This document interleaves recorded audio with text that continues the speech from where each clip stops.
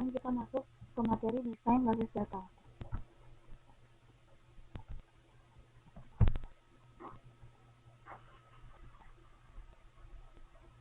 Metodologi desain atau pendekatan sistematis pada desain basis data sangat diperlukan jika basis data yang digunakan dalam lingkup yang besar. Jika basis data masih dalam ukuran yang kecil, maka tidak perlu dibuat desain yang kompleks.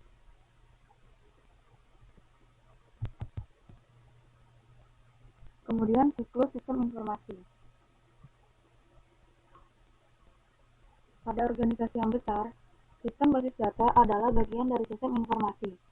Di dalamnya termasuk semua resource yang dilibatkan dalam koleksi, manajemen, penggunaan, dan diseminasi information research dari organisasi.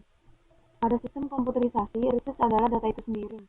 Perangkat lunak BPMS, perangkat keras komputer sistem, media penyimpanan, personal yang menggunakan dan mengatur data, perangkat lunak aplikasi yang mengakses dan mengubah data, dan programmer aplikasi yang mengembangkan aplikasi. Siklus sistem informasi disebut siklus mikro, di mana siklus sistem basis data dirujuk ke siklus mikro. Ada beberapa tahap dari siklus makro, yaitu yang pertama, feasibility analysis. Tahap ini berhubungan dengan analisa area aplikasi potensial, mengidentifikasi sisi ekonomi dari information gathering dan dissemination, membentuk studi keuntungan awal, menentukan kompleksitas data dan proses, serta mengatur prioritas aplikasi. Kemudian, yang kedua, requirement collection and analysis. Kebutuhan detail dikumpulkan dengan interaksi dengan pemakaian potensial dan kelompok pemakai untuk mengidentifikasi permasalahan dan kebutuhan khusus. Ketergantungan aplikasi, komunikasi, dan prosedur pelaporan diidentifikasi. Kemudian, desain. Tahap ini mempunyai dua aspek, yaitu mendesain sistem basis data dan mendesain sistem aplikasi yang menggunakan dan memproses basis data. Kemudian, implementasi. Sistem informasi diimplementasi, basis data dibentuk, dan transaksi basis data diimplementasikan dan diuji coba. Kemudian, yang kelima, validation and acceptance testing. Tingkat akses dari sistem dalam memenuhi kebutuhan pemakai dan kriteria performansi divalidasi. Sistem diuji coba dengan kriteria performansi, dan spesifikasi kelakuan.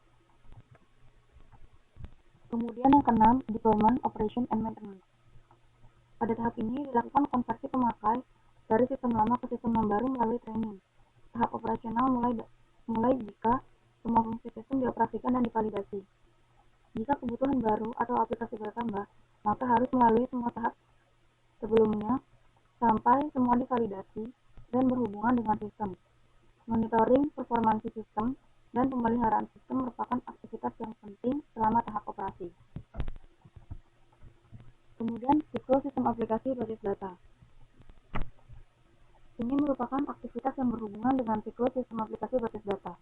Yang pertama, sistem definition. Ini merupakan skop dari sistem basis data, pemakai dan aplikasi didefinisikan. Antar muka untuk pemakai, batasan response time, dan kebutuhan penyimpanan dan pemrosesan diidentifikasi. Yang kedua, database design. Pada akhir tahap ini, desain logika dan fisik dari sistem basis data dari DBMS sudah siap. Yang ketiga, database implementation. Tahap ini meliputi proses menentukan definisi basis data konseptual, eksternal dan internal, membuat file basis data kosong, dan implementasi aplikasi perangkat lunak. Kemudian yang keempat, loading or data conversion. Basis data dipopulasikan dengan menyimpan data langsung atau mengubah file yang sudah ada ke format sistem basis data.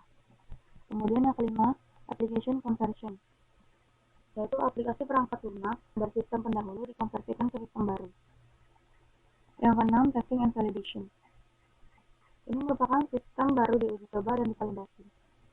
Yang ketujuh, operation. Sistem basis data dan aplikasi dioperasikan.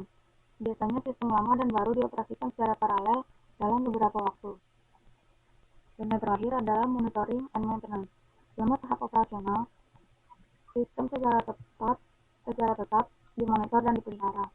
Perubahan dan perkembangan dapat terjadi baik pada isi data maupun aplikasi perangkat lunak. Modifikasi dan reorganisasi diperlukan dari waktu ke waktu.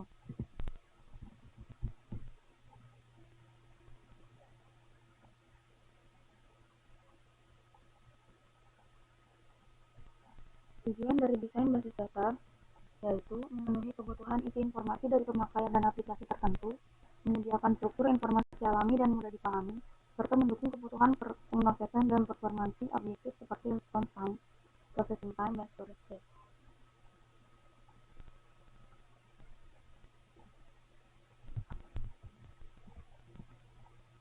Terdapat 6 tahap utama pada proses desain basis data. Yang pertama, koleksi dan analisa kebutuhan. Yang kedua, desain basis data konseptual. Yang ketiga, pemilihan DBMS. Yang keempat, pemetaan model data, atau biasa disebut juga dengan desain basis data logika. Yang kelima, desain basis data fisik. Yang keenam, implementasi dan training sistem basis data.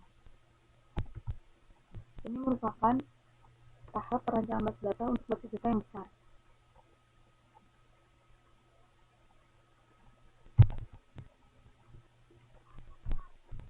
Tahap-tahap yang ada pada gambar sebelumnya, yaitu yang pertama, koleksi dan analisa kebutuhan. Yang kedua, desain basis data konseptual, yang dibagi lagi menjadi 2 tahap, yaitu desain skema konseptual dan desain transaksi. Yang ketiga, pemilihan DBMS. Yang keempat, pemetaan model data. Yang kelima, desain basis data fisik. Dan yang terakhir, implementasi basis data dan training.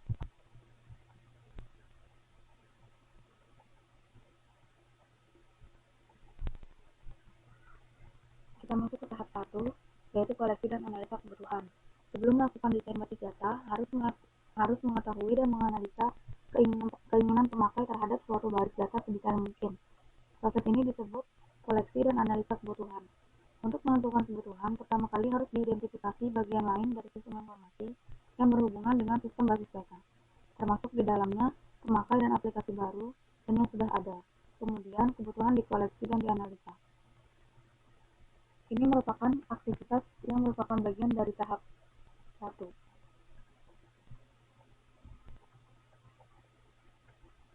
Analisa kebutuhan dibawa ke user akhir atau pelanggan sistem basis data oleh tim ahli analisis kebutuhan. Kebutuhan awal lebih informal, tidak lengkap, tidak konsisten, dan sebagian tidak benar. Perlu pekerjaan yang lebih banyak untuk mentransformasi kebutuhan awal ke aplikasi yang lebih spesifik yang dapat digunakan oleh pengembangan sebagai langkah awal untuk menulis implementasi dan diuji coba. Untuk transformasi kebutuhan ke struktur yang lebih baik, teknik spesifikasi kebutuhan digunakan, misalnya OOA, Object Oriented Analysis, dan DFD, Data Flow Diagram. Metode tersebut menggunakan teknik diagram untuk mengorganisasi dan menampilkan kebutuhan proses informasi, dokumentasi tambahan dalam bentuk teks, tabel, grafik, dan keputusan melengkapi diagram tersebut. Kemudian tahap 2, desain basis data konseptual. Tahap kedua dari perancangan basis data melibatkan 2 aktivitas paralel. Aktivitas pertama yaitu desain skema konseptual, menentukan kebutuhan ada yang dihasilkan pada tahap 1, dan menghasilkan skema basis data konseptual. Aktivitas kedua, desain transaksi dan aplikasi, menentukan analisa aplikasi basis data pada tahap 1, dari menghasilkan spesifikasi level tinggi untuk aplikasi tersebut. Untuk tahap pertama pada tahap kedua yaitu desain skema konseptual,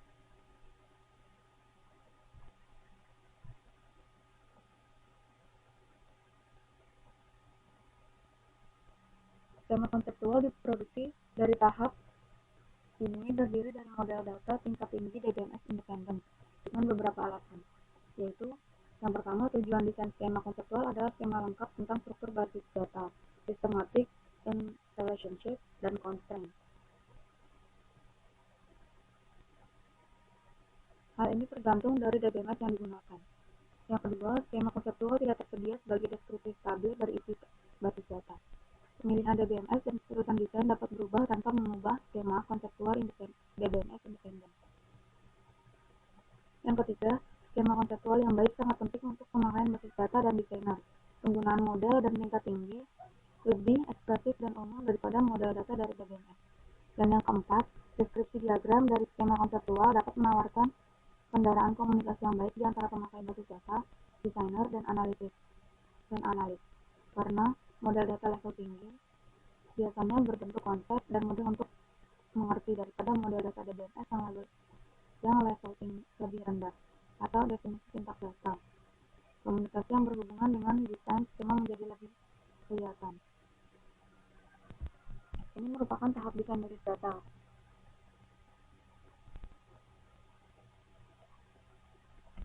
Maksudnya, pada tahap desain basis data perlu menggunakan model data konseptual level tinggi dengan karakteristik seperti ini: expressiveness, simplicity and understandability, minimality, diagrammatic representation, dan formality.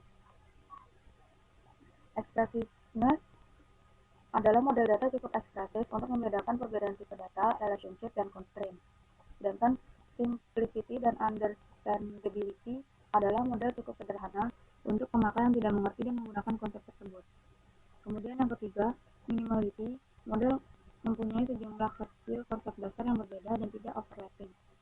Kemudian yang keempat, diagrammatic representation, model dalam bentuk notasi diagram untuk menampilkan skema konseptual yang mudah direpresentasikan. Dan yang terakhir, formality, skema konseptual ditampilkan dalam model data harus merepresentasikan spesifikasi formal data, sehingga konsep model harus ditentukan secara akurat dan tidak bergantung. Pendekatan ke desain skema konseptual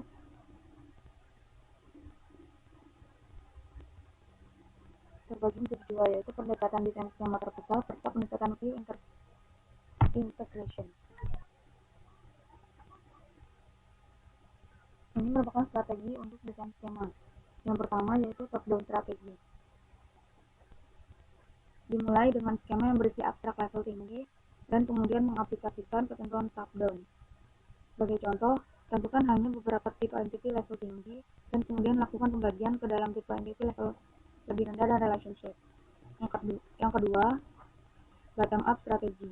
Mulai dengan skema yang berisi abstraksi dasar dan kemudian kombinasikan atau tambahkan abstraksi tersebut.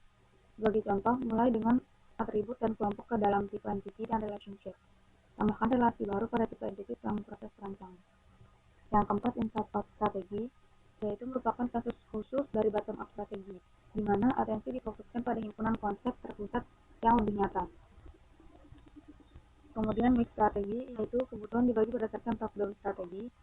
Bagian skema dirancang untuk setiap partisi berdasarkan bottom-up strategi. Jadi strategi ini mengkombinasikan beberapa skema.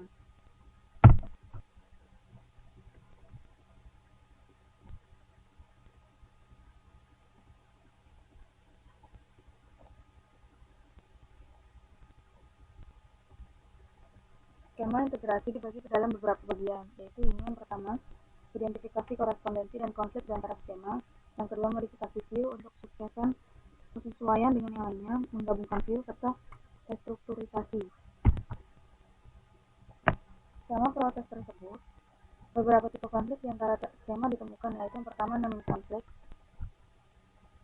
yang kedua, tipe konflik, yang ketiga, domain konflik, dan yang keempat, konflik di antara constraint.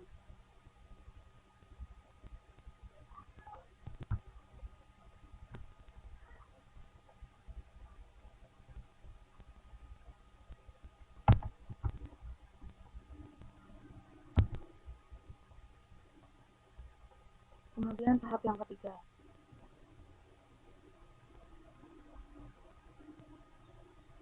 pemilihan DBMS.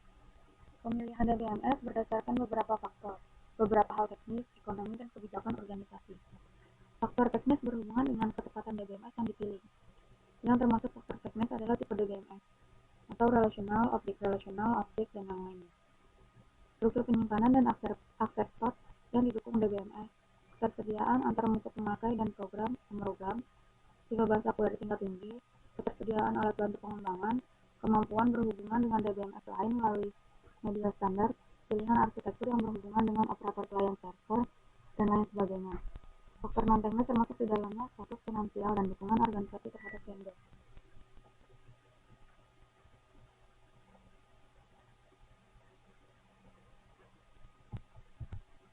Keuntungan DBMS yaitu mudah penggunaan, konsolidasi informasi perusahaan yang lebih luas, ketersediaan data yang lebih luas, serta akses yang lebih cepat ke informasi. Kemudian tahap keempat, pemetaan model data atau desain basis data logika.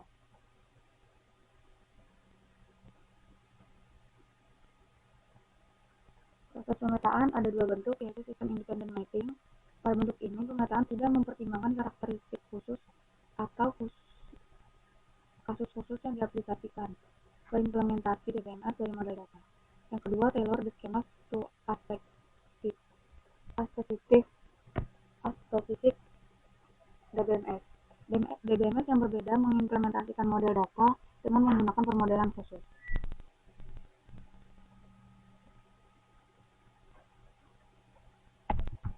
Kemudian masuk ke tahap 5, yaitu desain basis data fisik.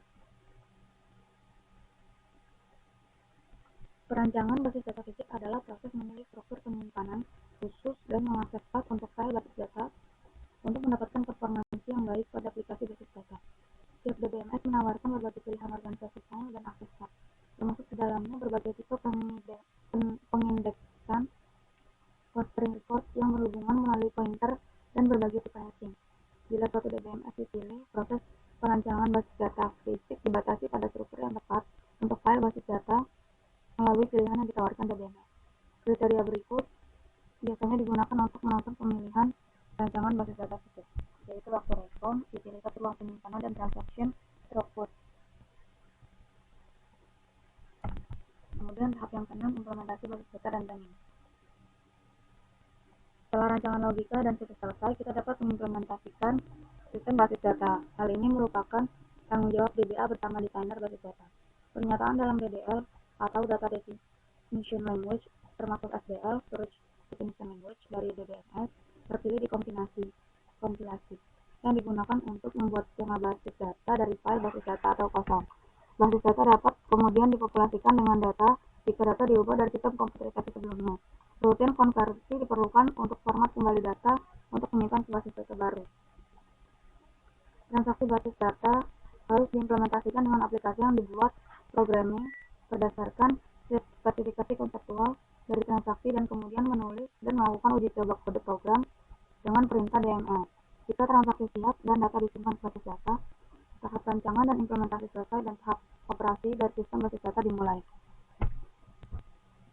Kemudian kita kerjakan latihan soalnya.